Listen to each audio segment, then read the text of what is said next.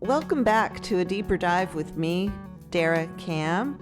And today we have two special guests to talk about Potlandia and the proposed constitutional amendment, Amendment 3, that will be on the November ballot. We'll take a deep dive into weed world. Stick with us. Thanks for joining. Certainly there's probably going to be a restriction on, utilizing cannabis in public spaces. So we're hopeful that they will restrict time, place, and manner, and then come up with a licensing. They won't do that before November because then that would take away their messaging. Yeah, it takes the wind out of their sails. Yeah, that's a really good point. I hadn't thought about that. You're listening to A Deeper Dive with Dara, a podcast by the News Service of Florida. Here in the Terracotta Room today, live in person, the OG of OGs in weed world is my old pal, John Lockwood, regulatory attorney to the stars. Welcome back, John. Happy to be here, Dara. And you might hear a little ambient noise because we have the windows open. I always joke and say there's 5 nice days in Tallahassee each year, and I think this is one of them. I think we just hit one of them, huh? Very nice day here. Yeah. So we are going to be talking today about Amendment 3. That is the adult use of marijuana for people ages 21 and older. And the way I remember it is it's Amendment 3. It's like I have this little mnemonic. 3, weed, because we have other amendments that are going to be on the ballot. And weed and 3 both have 2 E's in them. So that's my little trick. I have bad memories of Amendment 3 because the last Amendment 3 I remember was the Voter Control of Gambling Act, and that didn't turn out so well. So oh, that's true. I wish we could have got a different number. That is how John and I met, was in gambling land before we skipped into Potlandia. That's how we first met many, many moons ago. That's right. The good old days. So let's talk about Amendment 3. The Florida Supreme Court recently approved that amendment for November. It polls well. It would legalize. You can't say legalize because marijuana is still. Oh, that was another thing we want to talk about, right? Rescheduling. Because marijuana is illegal illegal under federal law, and even if Floridians do approve this amendment, that would not change. So the language I use when I write about this is authorize. I do believe that is what the amendment also says. So thoughts on Amendment 3? I think it's certainly good news for the industry, and it's a welcome surprise. A year ago, I think a lot of people felt like that the Supreme Court would possibly nix this amendment for some reason whatsoever. They had nixed a prior amendment, for I forget what was the actual grounds they threw it out on, but it had a lot to do with the terminology of authorize and the scheduling at the federal level, and the fact that even if voters approved it in Florida, it would still be illegal under federal law. So this was certainly, a welcome surprise, and it was really well received for the industry, and it's good timing because, as you mentioned, the federal government's also looking at potentially rescheduling, cannabis from a Schedule 1 to a Schedule 3. So, it's now been about 10 years since I've worked in this industry, and I was thinking about that when I came in today, that I'm coming up on my 20th year of practicing law. And so oh my gosh, you were such a baby when I met you. Such a baby. You really were. Yes. I think I called you the regulatory wunderkind or something, and all the other regulatory attorneys lost their shit because they all wanted to be special like John Lockwood. You remember that, right? When I was working for the Post? I do. I've certainly benefited from, having good clients that were willing to push the issues in a couple of certain areas and trusted me along the way, and it's worked out great. But, you know, thinking back to the, you know, is that where I was going with the 10 years is that, you know, there's been a lot of highs and lows for the cannabis industry. Ha ha ha! I mean, Wait. And we've been coming off of a low, you know, all the capital markets have been really depressed on this. And, you know, you've seen a lot of operators who've gone out of business or, you know, had to sell assets at a significantly reduced price to raise cash, and fundraising has been really difficult. And so it's nice to have some good news in the market as this industry continues to evolve and grow. So I know that, you know, all of our clients are certainly you know, eager to help and move this amendment along, and are hopeful that, you know, when this comes up in November, and, you know, look, there's a lot of variables with what's going to occur, you know, in November. I mean, we still got to get to 60%. You know, That's right. That's a high hurdle. A presidential election is right. up. You've got, you know, the Supreme Court's also certified the abortion amendment, so there's going to be a lot of turnout, and so, you know, I no idea what's going to happen. I mean, I'm optimistic that it's going to pass, but, you know, I think it'll pass. I hope so. I do. I'm just going out on a limb, but you know, don't go by what Dara Cam says, because I predicted that the court would put pot on the ballot and not abortion. So I called. I don't know. I don't know what the sports analogy would be on that, but I you know. I never like predicting anything the courts are going to do. We have our clients ask us all the time, what do you think the court's going to do? And I think that at the end of the day, I mean, you can offer nothing more than an educated guess, is it? Yeah. And so, but yeah, here we are. Well, you can't predict what voters are going to do That's either, right. but polls do help sometimes. Polls help. I don't know, polls used to help, then they didn't, and now are we back believing in polls again? I don't know. But when you say your clients, I think just so our listeners know, you're talking about the medical marijuana Sure. operators. So we were just going over some of these numbers. We now have 25 license holders. I shouldn't, you know, we call them operators, but there's 25 medical marijuana treatment center license holders in Florida.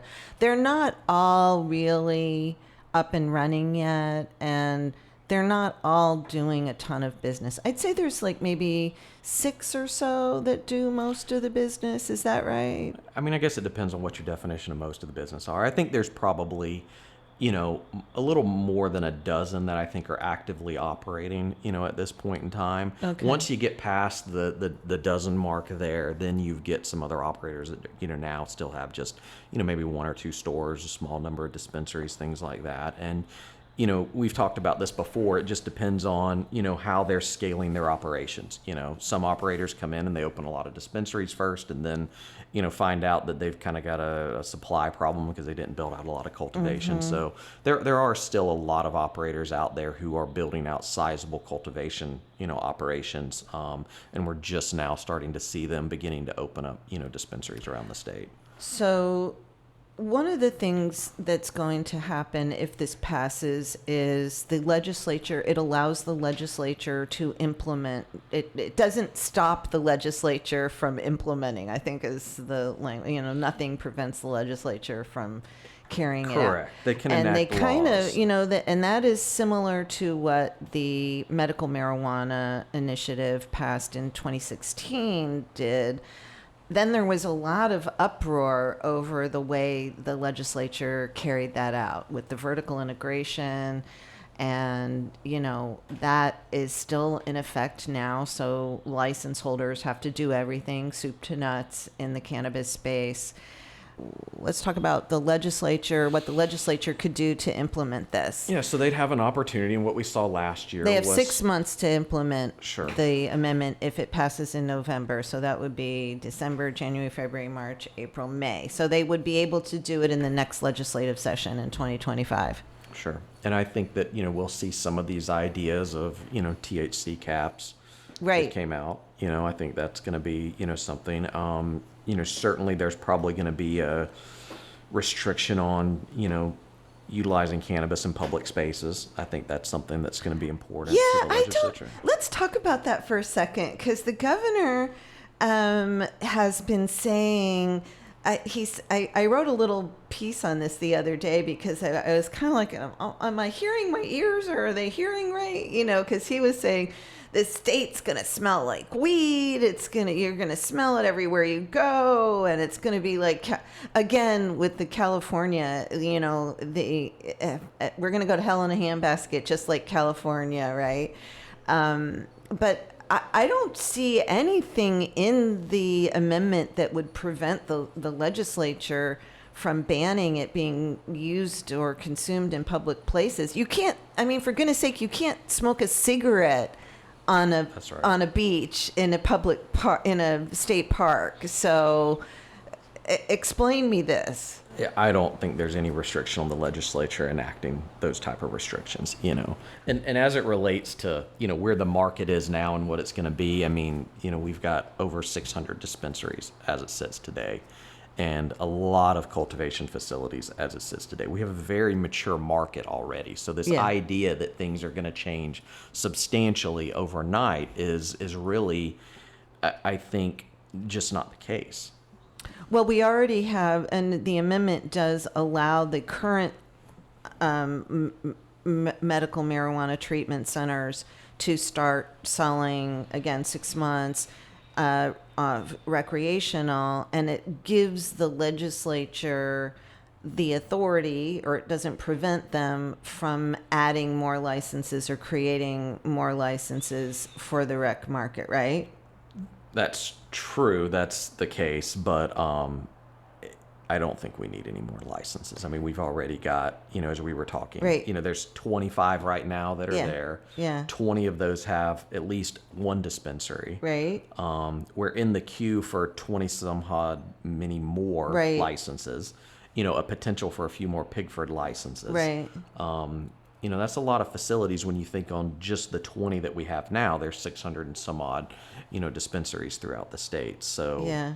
I could see a scenario where, no more licenses get granted, especially under a vertical market where there's no limitation on the number of facilities that each, licensee can have. But is that something that the legislature could do? Could they say, because this was already fought in court, right? We had a limit at one point on dispensaries, right. And then there was a court decision, and then ultimately the legislature, eliminated that restriction. Right, so. But could they do that under the new amendment? Could they say, hey, we'll allow you to only have 10 dispensaries per license holder? It's hard for me to speak into definitives, but I would say that probably not. I think that might be certainly it would be litigated if they tried to do that. It would certainly be litigated at that point in time. So, yeah. And in the meantime, the MMTCs are authorized under the amendment to sell. Correct. So while that's being litigated, they're still selling. That's right.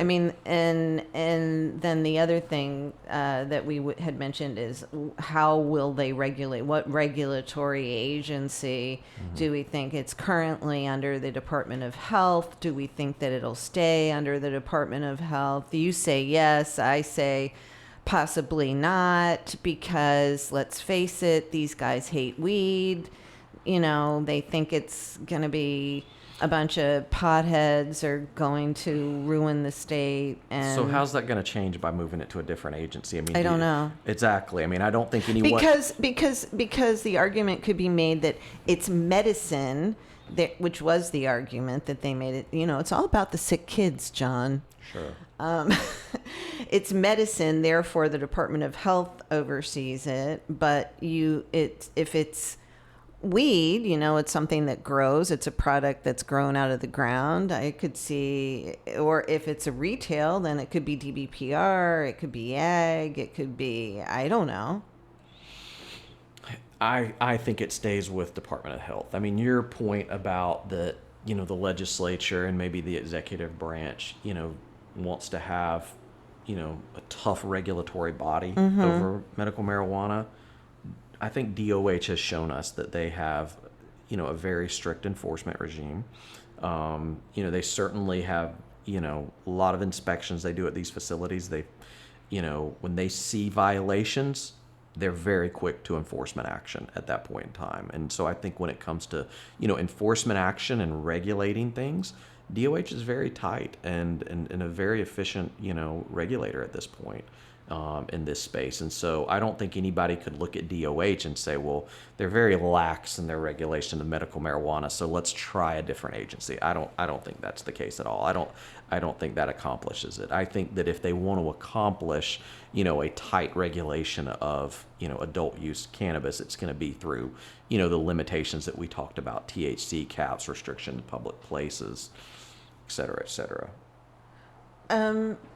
You mentioned the financial impact that this could really kind of be it could be a potential high for the MMTCs. I mean, this has been the gold rush or the green rush, in the early days of rec and medical programs around the country drew a lot of capital, a lot of cash, and that has really dropped off over the past couple of years. And people are getting a little more anxious about it. I think there was this perception that there was a lot of money to be made in cannabis, and it was a very easy industry to make money in.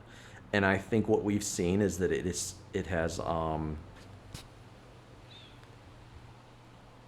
attracted a lot of scam artists, criminals, things of that nature in the investment scheme. I mean, I get alerts from Law 360 every day, and it is, some type of an investment scheme that led to, a criminal indictment in all these different states. I mean, we see this all the time. It's just, people are looking for easy money. And the reality is, at the end of the day, in order to be successful in the cannabis industry, you have to be a good operator. This is not an easy industry at all. And so I don't want to say that, having adult use is the end all be all for cannabis and is going to, make all these operators profitable overnight, because at the end of the day, if you're a bad operator and a medical operator in a medical state, you're going to be a bad operator in an adult use, market. Well, the medical products, they ain't cheap. They're pricey. It costs, at least $300 to just get a card between your first visit. I mean, maybe not at least, but roughly $300 just to enter the market as a patient.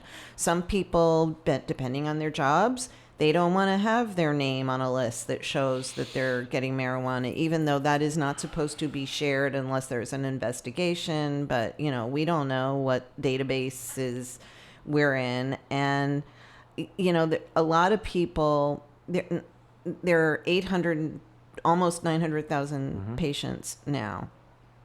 There's way more people than that are actively using marijuana or some sort of cannabis product, right? Based on the Reddits that Yeah, look, you've got people that are in Florida now who are not in the medical program because it's cost prohibitive.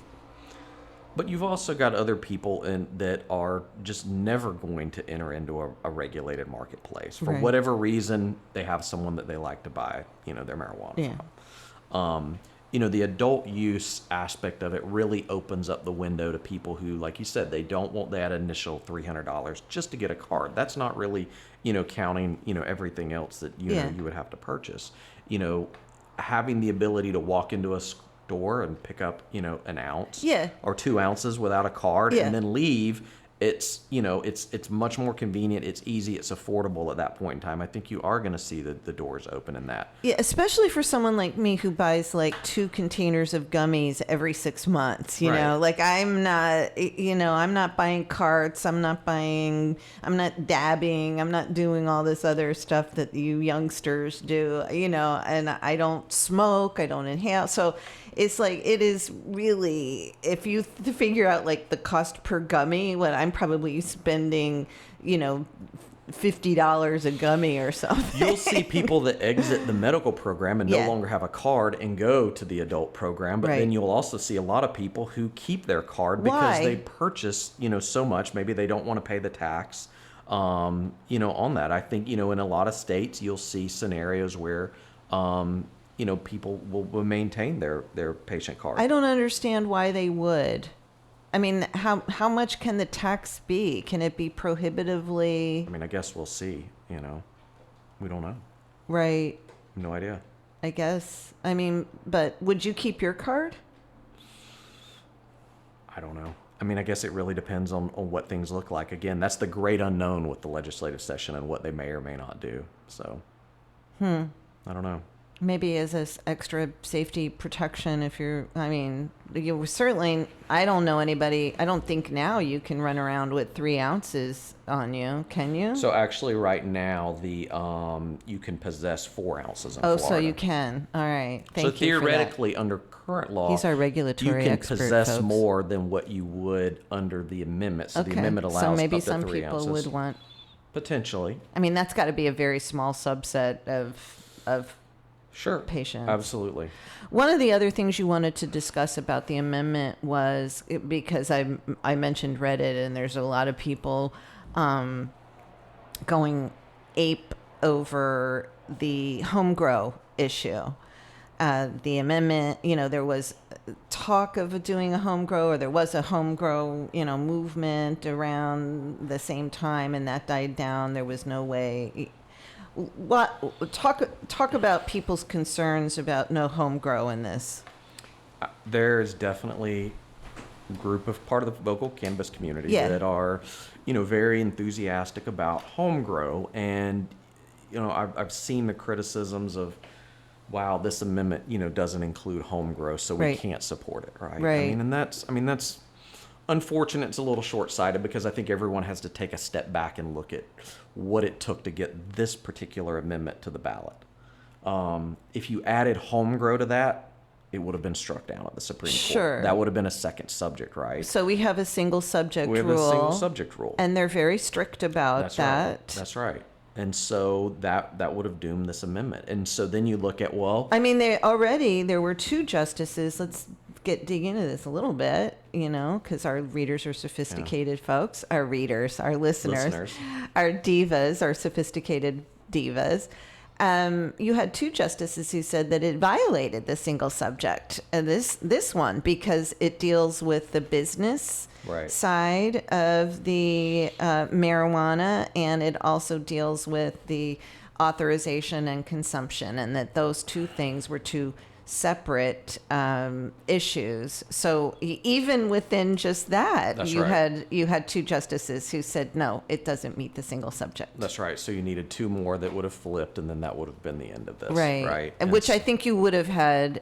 Maybe La Barca might not have, but I think you would have had at least 5 justices who said no, this does not meet single subject. Right. So getting home grow to the ballot would be a difficult task. You've got to find somebody that's going to fund it. You've got to collect, Which it costs $40 million to get this one. $40 million just to collect signatures, right? That's before any real outreach, media, anything like that. That's right. Before the real campaign to the voters starts. You have to get 60%, of the voters on that. And they'll never get. I'm going to make another prediction. You will never get 60% of Florida voters to sign off on home grow. Ever.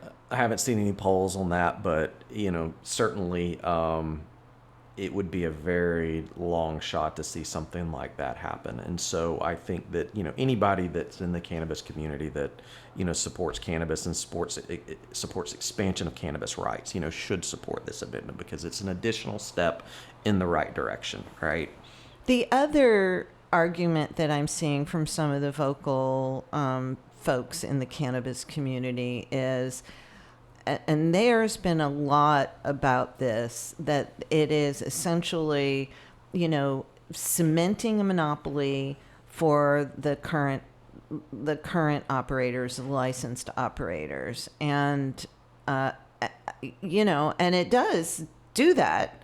It does allow them to be possibly first to market, unless the state comes in and to my mind, it would be unlikely if they say, okay, wait, we want to start licensing, Joe Schmo and his brother to start growing weed, which is, under this kind of reefer madness mentality that they have. Yes, I said it. They're going to be first to market. Maybe there will be some other operators that will be allowed in. The legislature could do that. But there's been a lot of, foot stomping over this. And just to kind of tease this out, you mean that the little guys won't have an opportunity? Yes, the little guys won't have an opportunity. That the people who now have they're called a monopoly. That's not Dara saying that. Sure. That's what the people who don't like the system that we have now call it. The legislature created the system. That's true. At the end of the day, the legislature created the system, true. and the vertical integration aspect is very difficult for small operators. It precludes small operators, really. You have to have, $20 million investment, I think, just to get... $20 million buys you nothing. At the end of the day, I mean, you could not... With $20 million, I don't think you could buy or build a financially feasible grow production operation and open dispensaries. And retail, right. Yeah, it'd be very difficult to do that. Yeah. In a state as large as the state of Florida, and you think about the fact of the distances between like Miami and Pensacola Sure. and how the state's shaped, it's difficult. And that's been the problem with a lot of these operators, ongoing. And it's not,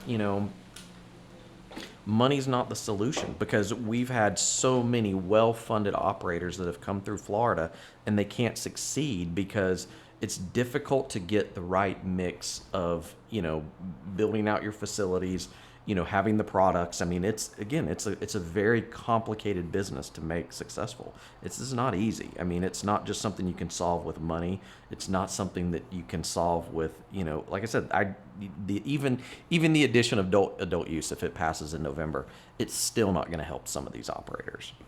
Can you give us any examples of somebody who couldn't make it? MedMen at one point was one of the most famous clients. That's right. They were the Apple Store of marijuana. Yeah. Of cannabis, right. Great guys. We represented them when they purchased their license in Florida, and unfortunately things didn't work out. And I think they're one of their original stores. They just shut down. I mean, the company is virtually non-existent at this point in time. That one on South Beach. Do they have that one still? Well, MedMen's not in Florida anymore. That's right. MedMen sold out. They had to sell their assets. They did. Yeah, I remember meeting them at a marijuana conference in Orlando before we even passed the amendment. Yeah, we've had a lot of big operators. I mean, you remember Acreage came through Florida for a while. We're not able to be successful. And again, all these companies, they had significant financial backing, but getting the right mix and making a company operate is it's difficult. Yeah, I mean, I guess maybe the only way you could do that in Florida would be if you had a niche, if you in the recreational, if you were, say, just Panama City, like homegrown Panama City, and not homegrown. Like a craft brew type, right? Exactly. Yeah, like a craft brew. You had a very small market that you were marketing to, and a very pinpointed demographic, like, the villages, right? And the problem with that is that we have a competitive procurement process for these licenses, right? Right. So, the state looks at, when you look at 381-986, the implementing statute for this, I mean, it contemplates that each licensee would ensure a statewide access, right? So how do you do that if you have a craft operation, a specialty grower in, Northwest Florida, right? You're not really serving Southwest Florida or South Florida. And so that doesn't really score well in a competitive environment. So then, all right, well, if you don't score well, you're going to go buy a license. That's not, it's much cheaper now than it was. Yeah. But those prices have come way down. I think right. At the peak they were 50, 60. No, we saw some $70 million marks for just a 70. piece of paper, and now we're seeing things trend much, much lower than that. But still, it's several $1 million. And there's a long runway from taking a piece of paper, the license, to opening up your cultivation facility, getting a good production going, and then opening up retail facilities. I mean, that takes, a lot of people think months, but that takes years. And it's, you got to go through local permitting. It's a big task. Right, and there's a lot of NIMBY stuff too, in terms of dispensaries and things like that. Dispensaries, we're seeing it now with grow operations in counties that are trying to deal with the smell. Yeah. It does smell. I mean, I was at one not long ago, and you knew you were getting close. Some people like the smell. Yeah. What about, like, right now? Are we having availability of products? There was a while when there was ramping up. I know we're getting close to 420. We are not going to time this to come out on 420, folks. I'm sorry to disappoint you. It'll be close, but not exact. Yeah, I haven't heard of any real shortages or anything like that. I mean, certainly people run, it's like anything else, it's a product. And so sometimes, there's a sufficient amount of stock, and, depending on the day of the week, whatever, there may be low stock. But, generally most operators that we work with have not really had any supply issues. Okay. No crop failures, anything like that. So everything's generally streamlined. 4 or 5 years ago, that wasn't really the case, but again, the market has certainly evolved. A lot of competition in the market, so that helps, and I think we've seen that with pricing too. A lot of pricing's come down, a lot of discounts at these retailers. It's still pricey. Yeah. I mean, it's still pricey, and we could spend a whole nother show on the hemp, the products that are being sold in the quote-unquote CBD shops. He's rolling his eyes. Y'all can't see him, but I can. So he's saying he's looking at his hands and he's rolling his eyes, and this is the sign that he wants to move on to the next topic. No, I mean, it's just that is a difficult subject for me with the CBD shops. When, what we do on a daily basis, Dara, is we help, these operators try to navigate their way through getting products approved, getting packaging approved, getting these items to retail. The medical marijuana folks. The medical marijuana folks, right? We don't very highly regulated. Absolutely. Anything we want to do, we have to file a variance with the state. It's very detailed. We have a staff that just handles this, and it takes months to get products approved. Mm-hmm. The packaging has to be very plain, very medicinal. It is very plain. The advertising has to be very plain. We can't do anything that even remote. I mean, none of these operators, I think there's this fear, right, that we're trying to get children addicted to cannabis. And nobody's really, trying to do that. You're not marketing. That's not your thing. But if you have any kind of marketing whatsoever, even if it's playful, anything that remotely is even childish humor, anything like that, it's going to get denied. And so, although I will say that seems to be like more of a recent phenomenon. Well, there was a law that was enacted, because we have operators that are named Cookies. It's not supposed to be attractive to children, but one of the operators is called Cookies. So that predated some of these more restrictions. We have one called Jungle Boys. How's that appealing to kids? I don't know. Jungle Boys, Jungle Gym, maybe. I don't know. Haven't had kids in a long time. It's a brand, but it is what it is. I mean, there's a lot of people. I guess it could. So we were talking about hemp. I interrupted you. Regardless of those names still had to be submitted to OMMU. Right. There was a back and You've forth had on to that. take off. I know that some operators have had to discontinue products because their names or rename them, whatever. Seasonal ad campaigns we've had denied after we've spent months on the roll up, because people don't come out with that overnight. Right. There's big roll up marketing people get together. They think this is going to be our seasonal advertising campaign. We submitted to OMMU. 90 days later, in November, we get denied. Nothing against OMMU. I mean, they're just implementing these statutes. But my point being is when you look at these CBD shops, they have none of that. Yeah, I'm trying not to call them CBD shops anymore, because it's really not CBD. They're mostly selling, but it's Delta 8 and Delta 9 and whatever, all these other... the deltas and the terps and whatever. And the legislature did pass a law that is intended to prohibit those products that are intoxicating products. I'm hopeful that helps. Drawing from our other experience in the gambling world, we saw a very similar parallel with internet cafes. I was just gonna say, yeah. It's a very similar thing. I mean, the legislature. And you also could buy it online too, before. Sure. I mean, people on the internet cafes, the legislature, many years, they would enact laws and say, okay, we've now enacted this law and they're all going to shut down. They didn't. We now have a gaming commission that is literally arresting people and seizing assets. And to this day, people are still opening up internet cafes all throughout the state. It doesn't seem like there's any real deterrent to that. And I think there's at least one here in Tallahassee. Right. It's maddening to see that happens and that people still go there and they take advantage of people because they're generally they're unknowing, right. of what that is. And I think it's the same thing with the whatever you want to call them. I'm calling them hemp shops, but they're really, I don't know. Yeah.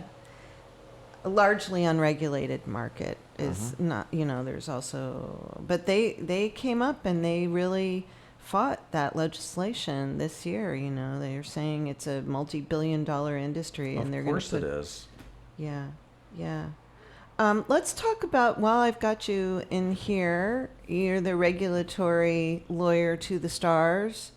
Let's talk a little bit about the these new licenses that are coming online. There, as you say, there's still demand for these licenses.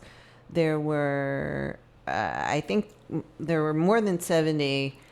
75-ish, something like that. I got into it with the DOH over the number. It was so super top secret, they wouldn't even confirm the number. I had all my pot people in Potlandia were telling me it's this number, it's 72 or 74, whatever the number was. But anyways, so 70 something applied, and 22 we think are getting, unless around 22. We'll know when we know. Yeah. So can you give us any scooplets on when those licenses will be coming out? So I would anticipate we're probably within 60 days or so of this happening. I know that right now they're going through the background screening process of these individuals, and that's typically applicants. That's typically something that's done on the back end of scoring. And so we've seen some correspondence on that now. Okay. So I would anticipate that they're getting close to making that announcement. And then do they have that errors and omissions period to do any corrections, or is that? We're past that. You're past it? Yeah, we're past the errors and omission. That came pretty early on. Okay. So we could see these new operators up and running by, it's 2027? No, I mean, seriously, it's going to be a long time. I mean, even if they announce this summer, Dara, I mean, I had someone today that asked me if I knew anybody that, could help them litigate, potentially the application process. And you think they'll put that all on hold then like they did before, or they'll wait before they start doing authorization for cultivation, or will they move ahead? I think that challenges this time are going to hold up the process, most likely. Yeah. Unless something happens. But again, I mean, you just don't know. Because I'm not convinced that there were 75 operators there that were ready to go on day one anyway. Right. I mean, we had several that contacted us saying, hey, we want to sell. Do you know anybody that wants to partner with us? Their whole idea was to get a license to flip it, right? I don't know what those operators are. They going to be able to flip these new licenses? I mean, it's going to double the size of the industry in terms of the number of licenses in Florida, roughly double. I mean, won't that devalue them? Absolutely. I think the license would be devalued for sure. They'll still have some value to them. So certainly. What would you, if you got a license in this upcoming batch, if operator X gets let's give it a fun name. If Kush Guys Kush Guys LLC. Kush Guys LLC gets a license and they want to flip it, how much can they flip it for? I mean, that's a good question. So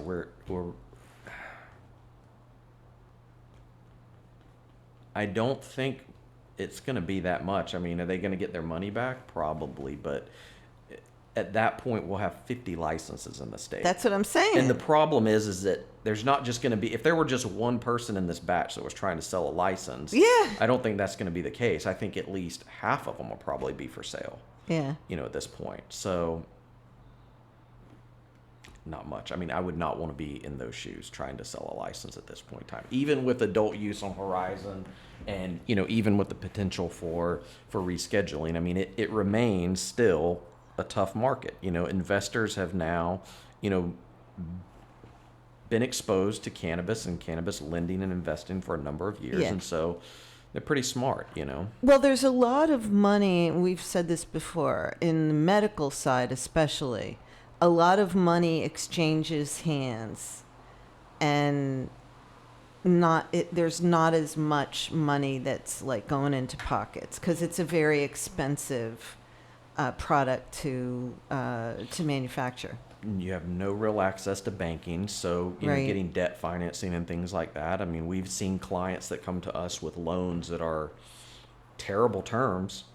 If you were buying a house under this, you would certainly say no. And the income tax issue too. For sure, with the fact federal of income 280E and what they have to deal with that, and what that basically means is that your retail dispensary, you can't deduct your all your associated cost with that, right? Payroll, rent, utilities, all that stuff. None of that's deductible. You're paying much higher taxes Absolutely. than your the effective hemp tax company rate next door. That's right. It's significantly higher. Yeah. And so that makes it problematic, and it makes it very difficult to squeeze out a profit. I mean, again, a good, efficient operator can get over that, but it's not an easy business to do. And I think, that's what people are starting to find out. So, anything else in Potlandia that you want to let us know about? We've covered so much at this I point. know. The last thing I wanted to ask about is, like, who do you think is going to come down here? And, Benzinga is going on next week. Yes. And I saw that Mike Tyson and Ric Flair are going to be there. It's like... There are always some very, interesting brand partnerships that are occurring. Yeah. And that's the thing. I would say to the people that, talk about how the, MMTC industry is so MSO focused.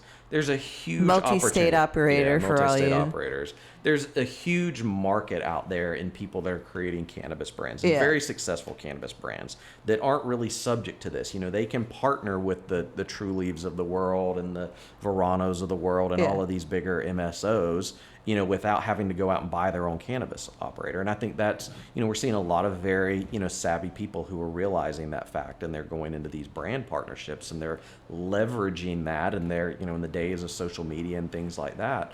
It's a very effective tool, and that's certainly a big emerging industry in this market.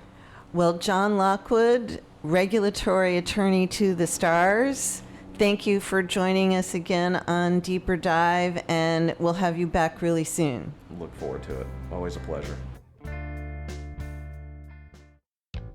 We have a new email address, and we'd love to hear from you. To reach us and give us your input, tell us what you'd like to hear. Tell us what you thought about what you already heard. Tell us how fabulous we are. Join the Deeper Divas team. Send an email to podcasts@e.newsserviceflorida.com.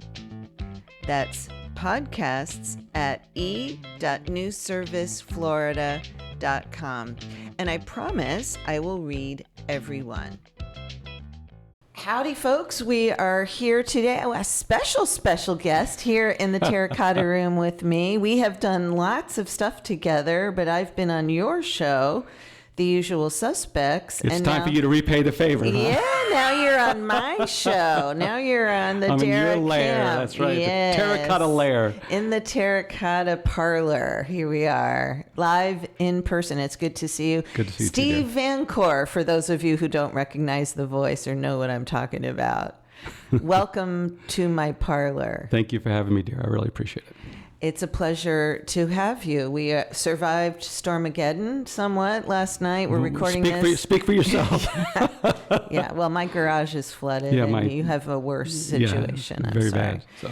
Yeah, well, our sympathies to everyone who's dealing with massive flooding in Tallahassee. Yeah. But let's move right into why we are here today. We are in Potlandia. I like to call it Potlandia. Others call it Weed World. Amendment 3. I like to call it smart and safe. You like to call it smart and safe. Steve is a political consultant who has been around for a minute. He's one of my OGs. And one of the OGs in Florida politics, really. And you have despite the youthful good looks. He is very charming, very attractive. Am I allowed to say that? You could say what you want. It's your show. He's very attractive with his. I should have my sunglasses on like I do in my posters because your white shirt is blinding me with light.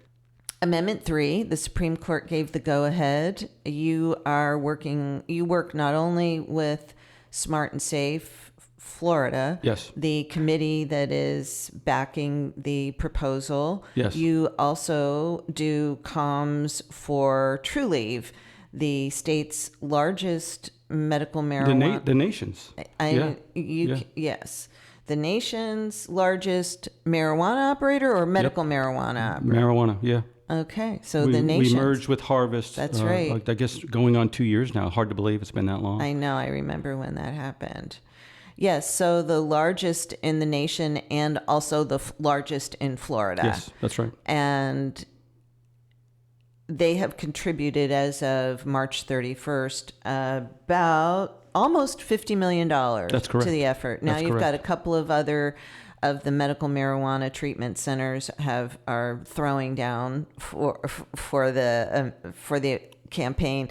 We'll see what happens. These reports that just came out today as we are recording only go up to April 1st. Right, midnight, March 31st, right. That's right. So we don't know yet, how much they're going to... We've exceeded $15 million. Unfold your wallets, fellas.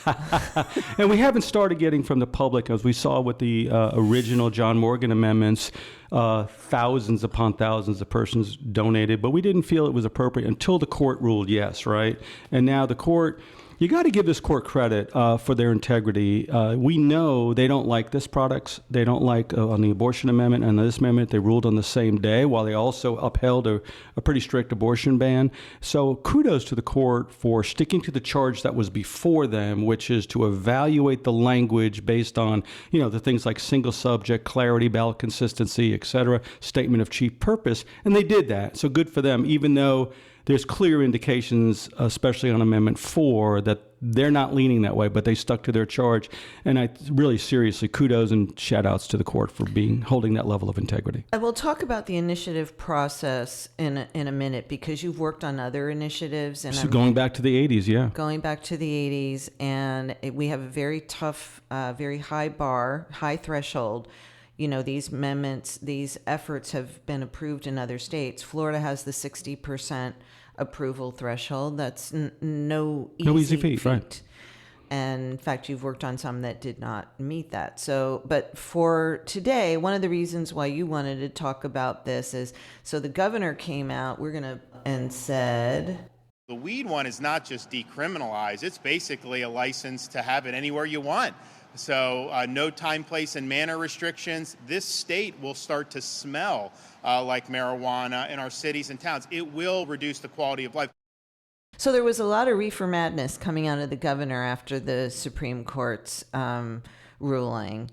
Tell me how accurate that is. No, let me address this several ways, Dara. Yeah. First of all, it really wasn't a reefer madness. It was because reefer madness would be it's dangerous. It's people are going to die from marijuana overdoses. Okay. The governor is within the rails on that. Absolutely, 100%. Secondly, we agree with his premise that we don't want Florida to be one of those states that allows unlimited outdoor smoking in theaters, smoking in public places. We absolutely agree and stand with him on that notion. That's why into the ballot language, the lawyers put in there clear language that says nothing in this will prevent the legislature from enacting the laws it needs to regulate it. So let me use by example. Right now in the state of Florida, you have the right to smoke a cigarette. Okay? I don't smoke. I don't think you smoke. But you have that right. But what you don't have is the right to light up in a restaurant. You don't have the right to light up at a PTO meeting or in a school or a public library. Some person said, oh, you'll have people walking into public libraries smoking. The legislature has the absolute authority here. You can't smoke a cigarette on a beach. You can't smoke a cigarette in a And those state same park. laws will apply as soon as the legislature enacts those in the same exact way. Our lawyers are telling us the following. The Florida Constitution is clear. Those powers not explicitly prohibited in the Constitution are allowed by the legislature. The first example was smoking cigarettes. You can't smoke them in schools. You can't bring them into a theater. Another example is drinking. You have the right to drink. Why do we go through prohibition? Why do we repeal prohibition? Because people were dying from illegally made alcoholic products, wood alcohol, they were going blind, etc. It's the same theory here, right? We want to make this regulated, we want to make it safe, but the legislature absolutely has the ability to regulate time, place, and manner. Talk about drinking again. You can drink, you have the right to have a glass of wine, but what you don't have is the right to drink and drive. You don't have the right, you can't walk into your kid's school at a teacher-parent conference and pop open a glass of champagne. It's not allowed in schools. So the legislature has the clear and absolute authority to regulate time, place, and manner in a way that will prevent Florida, to use the governor's turn of phrase, from becoming the stinky state. So is he just lying, or does he not understand? He went to Harvard Law School. He's a very smart guy. He's a lawyer. I mean, he's smart. So he's very smart. Is this a strategy that you think opponents are going to hang their hats on? I think they are for this reason, Dara. This is one of those issues that directly touches you, right? If you look at the Republican mantra, it's about more freedom. This would clearly allow more freedom. It's about lower taxes. This would clearly lower taxes because you don't have law enforcement worrying about this. You don't have people sitting in jails and prisons over this. And so that'll reduce taxes. Also, it'll generate taxes as well. But this is one of those issues that directly affects your nose. What's that old saying, your freedom to swing your fist wildly through the air ends where my nose begins? I think the governor fully understands that's going to matter to people. They don't want to be in the stinky state. I don't want to be in the stinky state. And I hope the legislature will enact laws, and we will support those laws to restrict time, place, and manner where people can smoke. Mm-hmm. They already have restrictions on the medical marijuana. You can't consume you can't smoke medical marijuana in public places. That's correct. So that will carry through as well. Right. And the issue for us really is, and the reason it's called the Smart and Safe campaign, what's smart on taxes and incarceration policies, et cetera. But what we're really looking at here, Dara, and let me give you two examples. When State Representative Ralph Masula, who I really like, I think he's a really very smart, clearly a very ethical person. He's a dermatologist. He's a dermatologist, and he sponsored a bill to restrict time, place, and manner of cannabis. But when he testified, he said the following: 90% of illicit marijuana confiscated by law enforcement, 90% has a dangerous edited chemical. Those chemicals fall into one of two categories. Category A are chemicals like herbicides and pesticides. We have strict regulations in the United States about the application of both of those. I don't think the cartels in Guatemala or Honduras or Colombia are adhering to the EPA standards on use of pesticides and herbicides and other things.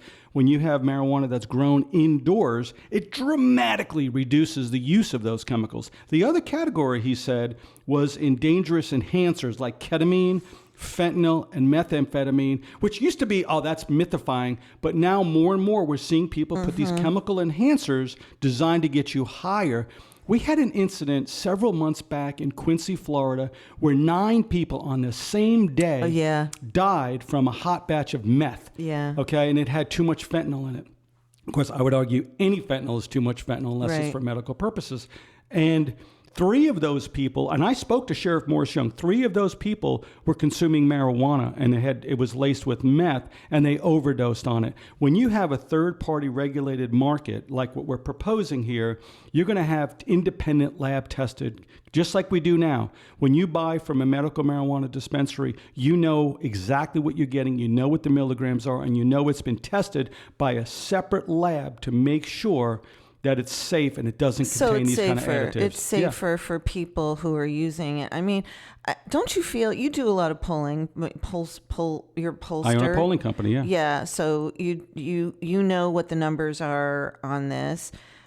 I mean, I feel like marijuana has been normalized across the country. I think, how many states? 25? 24 states plus the Washington, D.C. allow for adults to consume cannabis at their own. And then another 17 states, total of 41, also have a medical marijuana. I mean, who'd have thought, Derek, 20 years ago, we'd be sitting here talking and saying a majority of Americans right now have the freedom and the ability to consume safe, tested cannabis. Not something you're buying through a cartel on the streets. So that's what I'm saying, is it's somewhat normalized because the majority of states have some either medical or recreational or both programs. Yeah, supermajority have something, yeah. So what are your numbers saying about where they're landing in Florida on this issue without any campaigns for or against Amendment 3? It's Amendment 3, right? It's Amendment 3, right. I said, I remember it's Amendment 3 because I think 3 weed and they both have 2 E's in them, and that's my mnemonic device for remembering. Okay, I'll go with that. I was kind of hoping we'd get number 4 for 420, but that didn't happen. Okay. So what our polls are consistently showing, and publicly produced polls, you can just go to the Google and you'll see it, between 65 and 70% of Floridians, cold out of the box, support this because they recognize people are smoking. We'd rather have it regulated so they're smoking a product that is safe and doesn't contain either one of those categories of dangerous additives, right? So, and this is a very strong bipartisan issue. And what surprised me about the polling, it's a multi-generational issue. Across demographics. I would have thought the 70-plus crowd would still be stuck in reefer madness, but they're not. They understand. I think that we're past that generation now. That was like from the 20s and 30s. Yeah, I think you're right. I think that generation recognizes either for their own consumption, they've seen the healthful benefits for medical. They've seen nephews, nieces, grandchildren be arrested for small quantities, and I'm talking about adults being still arrested. I don't know about you, but when I go to my doctor to get my card, or when I go to one of the MMTCs, I see, particularly at the doctor, other patients, they're older than I am, and I'm old. So, I mean, it's a lot. You see a lot of older Floridians are enrolled in the medical program. I had a reporter the other day ask us about the demographics of our clientele. And I said, you just got to go into one of our dispensaries. It is a random sampling of people from the community of all ages. In fact, if anything, it skews a little older. Because of the medical requirements. As we get older, as you and I both are well aware, half of our conversations are about our ailments. People are enjoying the healthful benefits of it, especially when it's in moderation and you're not getting dangerous additives. Go back to I remember when I was a kid, they outlawed chlordane. Remember chlordane? It had lead in it. It was a pesticide that had lead in it, and it was really effective. Like asbestos is really effective at insulation. Chlordane was that. We outlawed it. My dad went out and bought gallons of it because it was so effective. I'm like, Dad, what are you doing? They just outlawed it because it's got lead in it. He goes, yeah, but it kills the bugs.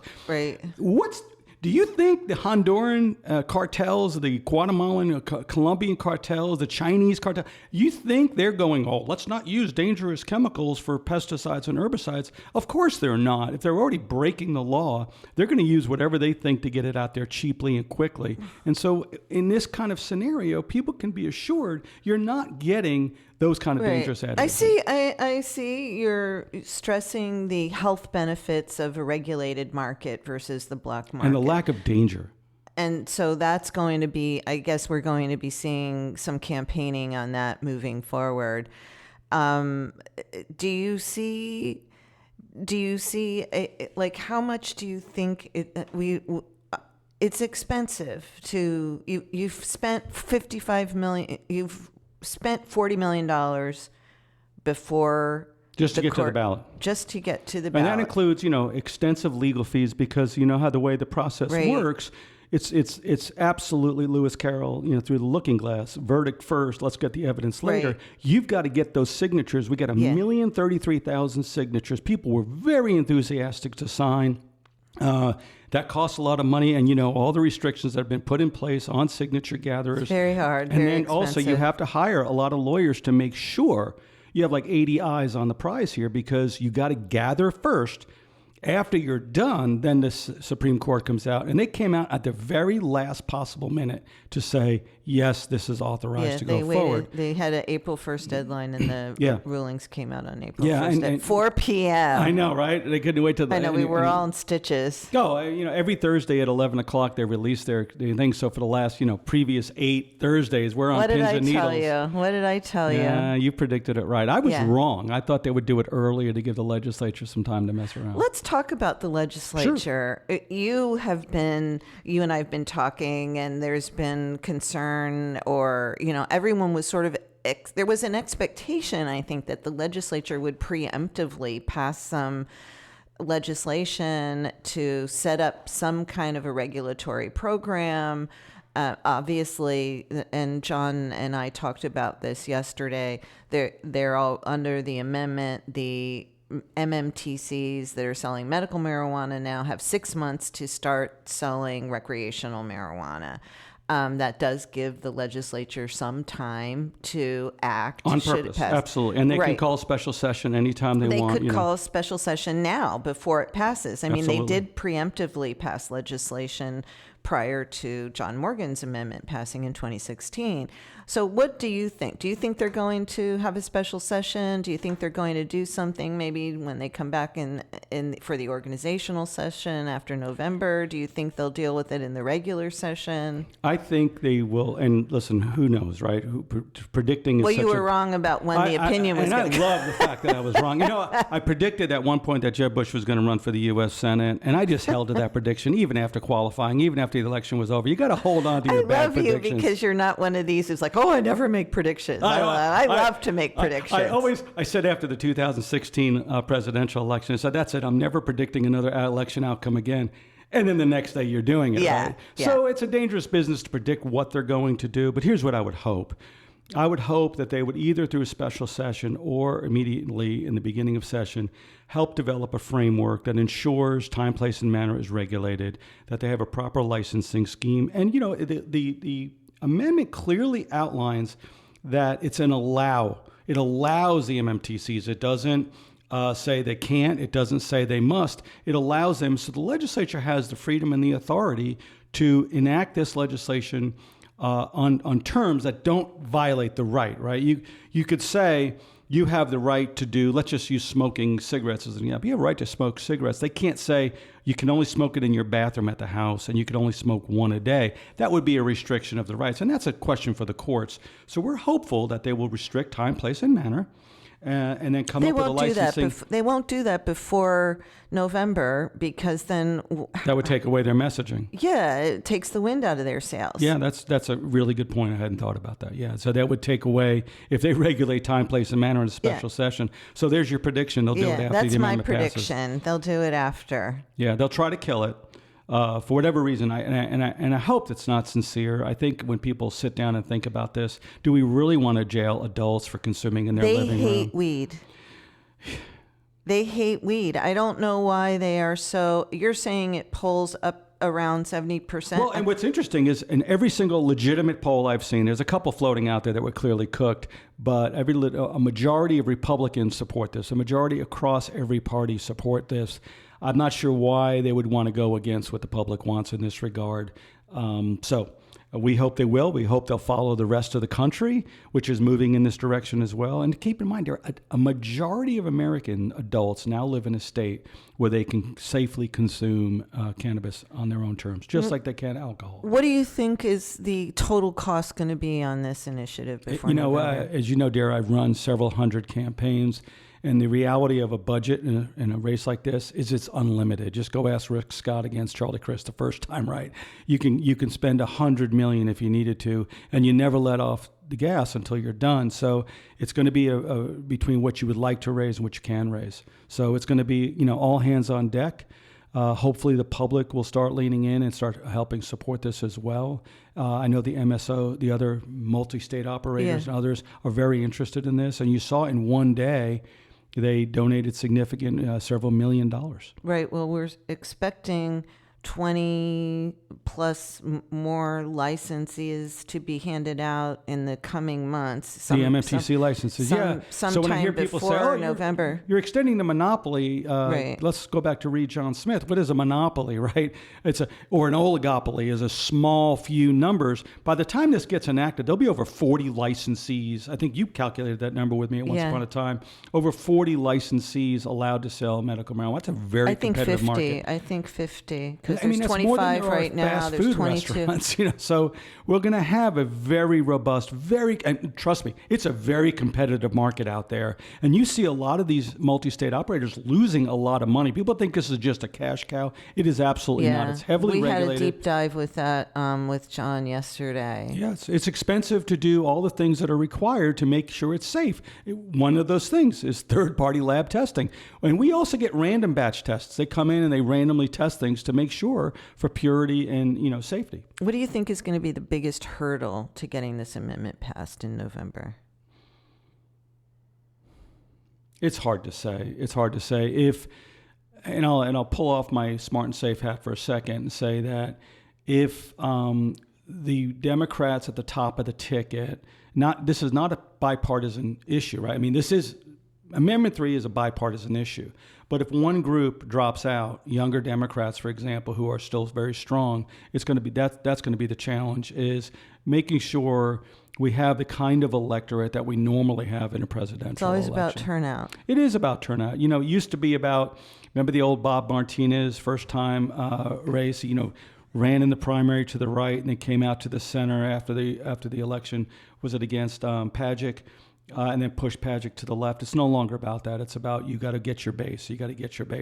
So if Biden walks away from the state, that could have a negative impact. Well, what about the abortion, though? The abortion amendment, they're not walking away from the abortion amendment, the Amendment 4. That will be on the ballot. Do you think that helps or hurts the turnout? Adult use? I think overall, because adult use is such a strong bipartisan issue, Dara, I don't think the two travel together like that. I do think it'll drive out turnout and potentially have a younger audience. Abortion will. Yeah, and so I think that will help. I've said that I don't think that the pot amendment will drive up turnout. You're correct. But I do think the abortion one will. Yet to be seen. Depends how it's defined.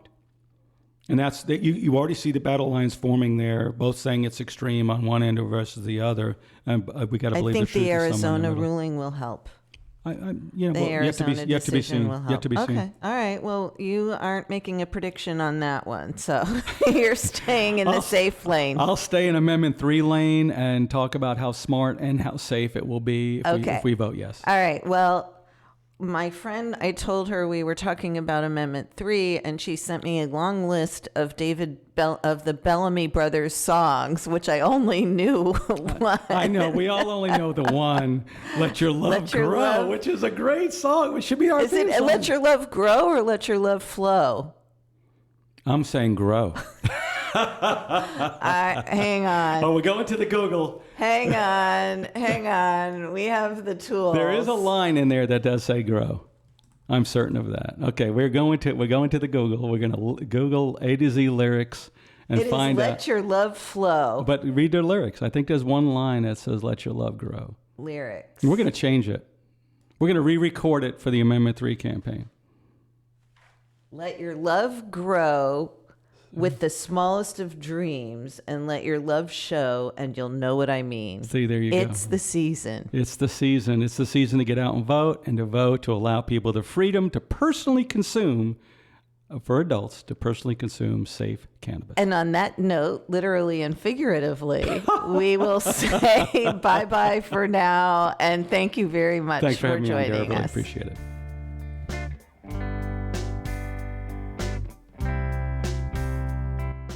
A Deeper Dive with Dara is hosted by Dara Cam, produced by Ryan Daly, and music for the podcast was recorded by Periodic Labs, LLC, and performed by Ryan Daly and Danny Reyes.